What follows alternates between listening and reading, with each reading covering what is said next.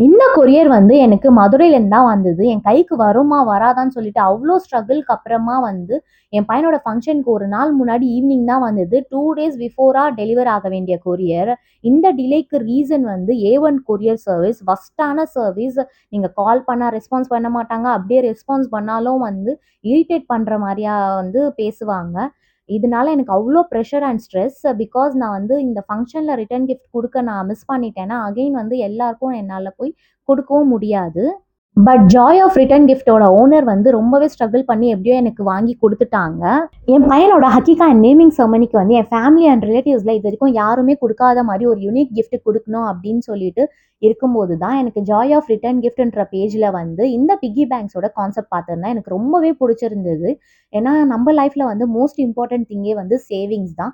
So நம்ம ஃபங்ஷனுக்கு வர கிட்ஸ்க்கு வந்து இந்த ரிட்டர்ன் கிஃப்ட் குடுக்கும்போது அவங்களுக்கு சேவ் பண்ற தாட்ஸ் வரும். நான் அங்க ஃபங்ஷன்லயே பார்த்திருந்தேன். நெறைய கிட்ஸ் வந்து நான் வீட்டுக்கு போனோனே இதெல்லாம் மணி சேவ் பண்ணணும் அப்படின்னு சொல்லிட்டு இருந்தாங்க. எனக்கு ரொம்பவே ஹாப்பியா இருந்தது. இந்த ரிட்டர்ன் கிஃப்ட் கூட நாங்க லட்டுவும் ஆட் பண்ணியிருந்தோம். நான் சொன்ன டிசைன வந்து பெர்ஃபெக்ட்டா கஸ்டமைஸ் பண்ணி குடுத்துருந்தாங்க. இவங்களோட பேஜ கீழ டேக் பண்றேன். செக் பண்ணிக்கோங்க. பாய்.